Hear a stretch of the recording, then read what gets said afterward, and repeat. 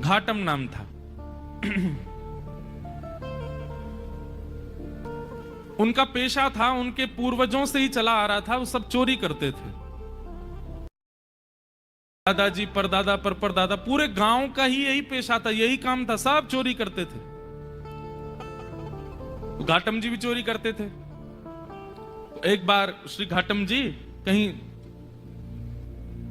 जयपुर से आमेर जाते हैं, तो बीच में, अभी जहां कथा थी इससे पहले, वो वही स्थान है आमेर और जयपुर के बीच में, कनक घाटी, वहीं श्री घाटम दास जी रहते थे। उनका नाम बाद में घाटम दास हो गया, पर पहले उनका नाम घाटम था। तो घाटम जी चोरी करते थे। एक बार रात में बैठे थे चोरी करने के लिए, तो उस दिन कोई व्यक्ति तो मिला नहीं उनको मालदार, लेकिन झोला लिए हाथ में और जटाएं बांध करके कोई संत वहां से जा रहे थे। घाटम जी बेचारे 2 दिन से तो उनको कुछ चोरी हुई नहीं थी, फिर भी मन में विचार करने लगे, तो महात्मा है, इनकी क्या चोरी करूं मैं, कोई बात नहीं, चोरी नहीं करता हूं, प्रणाम कर लेता हूं जाके। और घाटम जी उनके मार्ग पर आ गए और अर्धरात्रि का समय, घनघोर अंधेरा, प्रणाम किया। महात्मा रुक गए, बोले अरे खुश रहो वत्स, क्या नाम है, नाम आदि पूछा, कहां रहते हो, स्थान बताया, क्या करते हो। घाटम जी बोले मैं चोरी करता हूं। महात्मा को यह बात बड़ी बढ़िया लगी कि इसने छुपाया नहीं मुझसे, सत्य बोला। बोले चोरी क्यों करते हो भाई, चोरी डकैती करना ये अच्छी बात नहीं है, मत किया करो, अच्छा काम नहीं है। बोले महाराज काम तो अच्छा नहीं है मैं जानता हूं, पर ये तो मेरे परिवार का पेशा है, मेरे पूर्वजों से चली आ रही है चोरी, हमारा परिवार इसी में ही निपुण है। मेरा बेटा है अभी 5 साल का, उसको भी तैयारी करा रहा हूं मैं, उसको भी सिखा रहा हूं कैसे जाना चाहिए, क्या क्या आयुध संग लेके जाने चाहिए, किस प्रकार लोगों को डर समझ जाना चाहिए, मालदार है कि नहीं है। महात्मा बैठे बैठे, देखो संत का स्वरूप क्या होना चाहिए, संत केवल वहां ना जाए जहां माला और दक्षिणा मिले, संत का स्वरूप है वो जहां जाए, अगर दिख रहा है कि कुछ दूषित स्थान है, दिख रहा है कि इसके अंदर कुछ कमियां हैं, उसको सुधार करे, इसीलिए वो संत बना है, इसीलिए वो साधु बना है, केवल मालदार बनने के लिए नहीं बना है साधु। महात्मा को चिंता हो गई, बोले अगर मैं इसको कुछ सिखा करके नहीं गया और इसके जीवन परिवर्तित करके नहीं गया, तो इस मार्ग से निकलना मेरा दुष्कर हो जाएगा। ठाकुर जी ने मुझे इस मार्ग से भेजा है, इसका मतलब ठाकुर जी चाहते हैं कि इसको मैं कुछ बताऊं। महात्मा जी ने उसको बैठाया, बोले सुनो ये घाटम, तुम चोरी मत किया करो, तुम छोड़ दो चोरी। बोले महाराज जिसके रग रग में, जिसके रक्त में चोरी हो, वो कैसे छोड़ सकता है।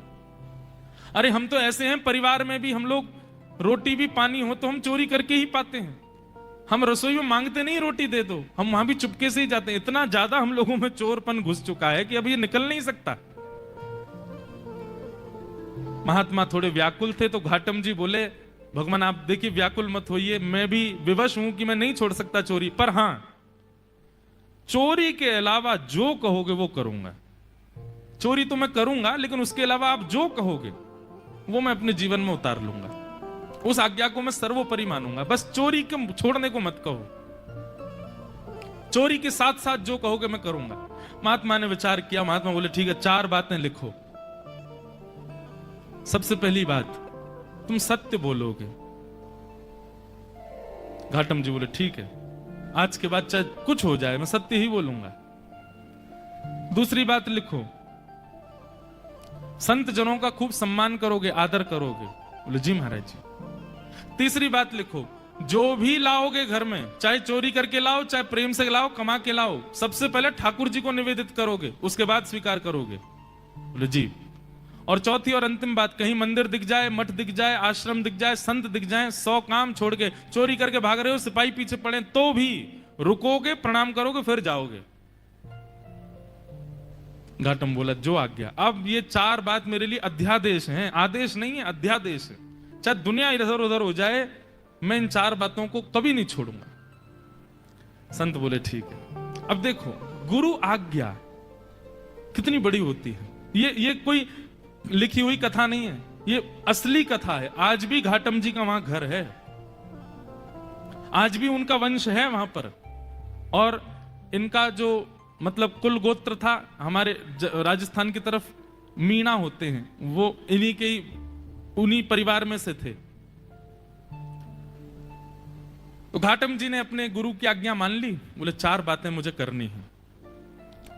एक बार कुछ संतों की टोली जा रही थी, घाटम जी ने देख लिया, दौड़ करके गए, चरणों में निवेदन किया मेरे घर आ जाइए, प्रसाद पा लीजिए। संत बोले ठीक है। अब घर पहुंच गए। अब लेकिन घाटम जी के घर पे व्यवस्था कुछ नहीं थी भोजन की। पत्नी से कहा 5 मूर्ति आई हैं, भोजन बनाओ। बोले 5? हम 2 के लिए तो भोजन नहीं है, 5 को कैसे पवाऊं मैं? घाटम जी बोले गुरु आज्ञा निरर्थक हो जाएगी, मुझे कैसे भी इनको 5 को प्रसाद तो पवाना है। घाटम जी ने देखा कि पड़ोस में एक कोई व्यक्ति रहता, उसके पास में उसके गेहूं अनाज आदि का भंडार है, थोड़ा चोरी करके ले आता हूं, उससे बना के इनको पवा देंगे, गुरु आज्ञा पूरी हो जाएगी। गुरु जी ने यही तो कहा है कि संतों की सेवा करो, अब कैसे भी करो, चोरी करके करो चाहे कुछ करो। दौड़ करके गए, वहां से कुछ अनाज आदि ले आए, घर पर ला करके प्रसाद बनवा करके पवा दिया। घाटम जी की चिंता हो गई कि आज सवेरे बारिश हुई थी और मैं चोरी करके लाया हूं तो निश्चित मेरे पैरों के चिन्ह बन गए होंगे, और उसको यदि पता चल गया कि मैंने चोरी किया, वो घर आ जाएगा, मुझे पकड़ करके ले जाएगा, आदि आदि मन में ये विचार करने लगे। लेकिन मैंने तो गुरु आज्ञा के वश होकर के किया ना। इतने में ही वर्षा हो गई, आंधी तूफान आया और सब उनके चरण चिन्ह आदि मिट गए। तो उनको ये अटूट विश्वास हो गया कि मैंने गुरु आज्ञा मान करके पूर्ण किया, तो ठाकुर जी मेरी सहायता कर रहे हैं, मेरे रक्षक बने हुए। घाटम जी का जीवन ऐसे चलने लगा। गुरु पूर्णिमा का समय था।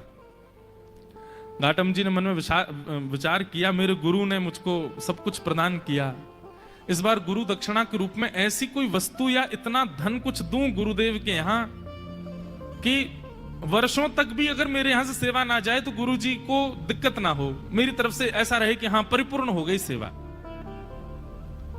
उसके लिए एक बड़ी चोरी कर लेता हूं, उसके बाद फिर मैं धीरे धीरे छोड़ ही दूंगा। एक बड़ी चोरी करता हूं, उससे जो धन आएगा गुरुदेव को दे दूंगा। और घाटम जी ने विचार किया क्या चोरा हूं।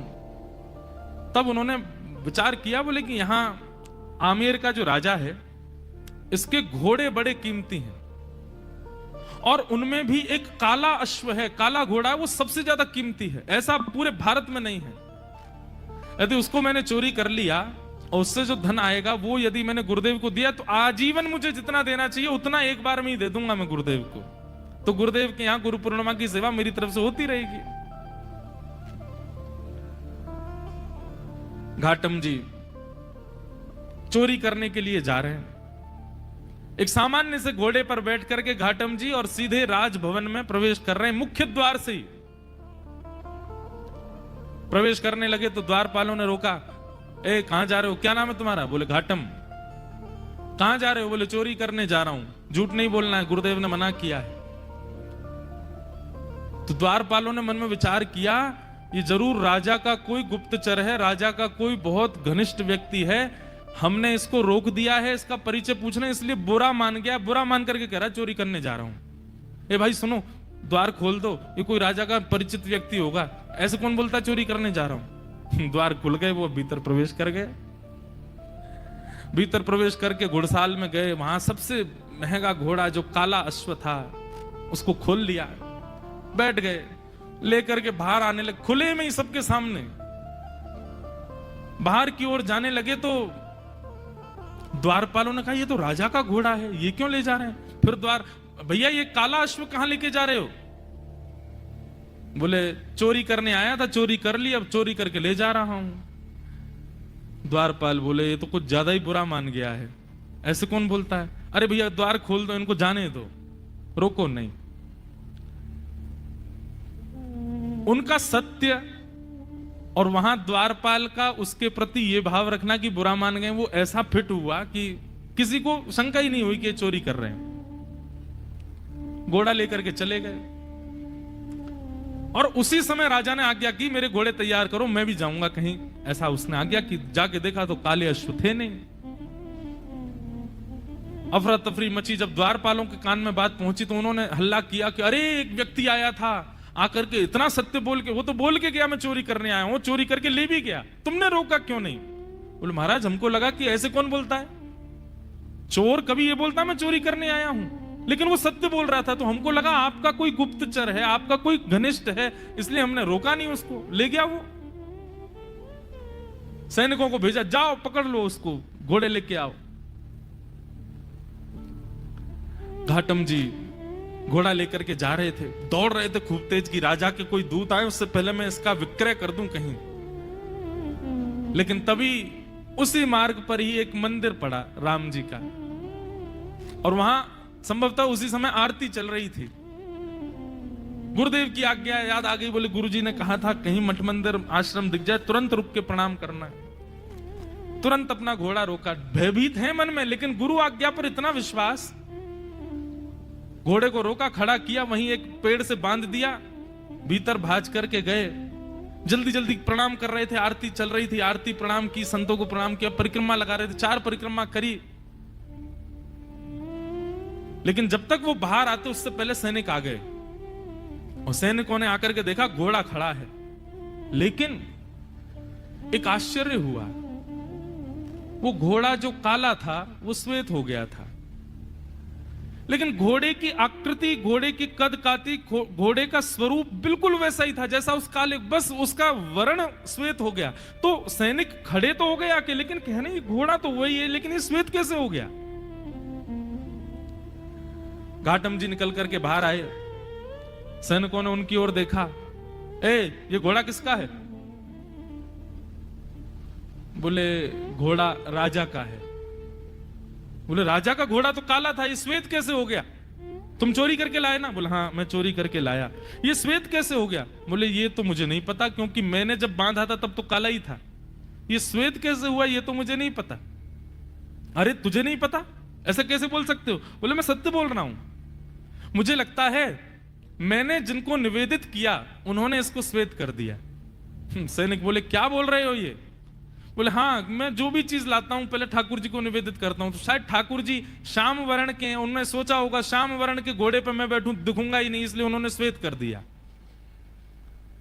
सैनिक बोले ये क्या तुम बोल रहे हो? बोले मैं सत्य बोल रहा हूं, ये वही घोड़ा है जो राजा का है, मैं चोरी करके लाया हूं, मैंने बांधा था तब काला था, आप लोग आए तो कहीं आप मुझे पकड़ो ना, इसलिए ठाकुर जी ने श्वेत कर दिया, पर संभवतः आपने पकड़ लिया मुझको। तो तुम ये कहना चाहते हो ठाकुर जी तुम्हारी चोरी में सहायता कर रहे हैं? नहीं नहीं, सहायता तो ठाकुर जी नहीं कर रहे हैं, पर ऐसा कह भी दें तो कोई अतिशयोक्ति नहीं, कर तो रहे हैं, श्वेत उन्होंने ही किया है। बोले इसकी बातें हमें समझ नहीं आ रही, इसको पकड़ के राजा के पास ले चलो। राजा के पास ले गए। राजा ने जब घोड़ा देखा, राजा खुद आश्चर्य, बोले ये है तो मेरा ही घोड़ा, पर ऐसा भी नहीं कि इस पर कोई रंग लगाया हो, इसका वास्तविक रंग श्वेत कैसे हो गया? घाटम जी से पूछा, घाटम जी बोले मैं सत्य बोल रहा हूं, आप लोग मान नहीं रहे हैं, मैं ठाकुर जी को निवेदित करता हूं, जो भी चुराता हूं मैंने ठाकुर जी को निवेदित किया, उनको नहीं भाया होगा काला, इसलिए गोरा कर दिया। घाटम जी की बात पर किसी को विश्वास नहीं हो, तब राजा बोला एक तरीका है, यदि तुम्हारी बात में इतनी सत्यता है कि ये वही घोड़ा है, तो मेरे घोड़े के गाल के पास में एक मस्सा है, यदि वो मस्सा इसके हुआ तो मैं समझ जाऊंगा कि भगवान तुम्हारी सहायता करते हैं, तुम्हारी गुरु आज्ञा ही तुम्हारी सहायता करती है, तुम जो करते हो सब, और मैं तुमको छोड़ दूंगा। राजा ने जाकर के घोड़े की नार पर जब बाल हटा करके देखा तो वो मस्सा बिल्कुल वैसा ही था जैसा एक काले घोड़े के था, वही घोड़ा।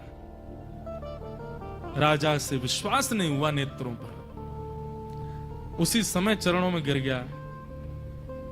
बोले महाराज आपके गुरु आपके बने रहें, पर आज से मेरे गुरु आप हैं, आप चोरी चकारी छोड़िए, सारे काम छोड़िए, आज से आप मेरे दरबार के राजगुरु हैं।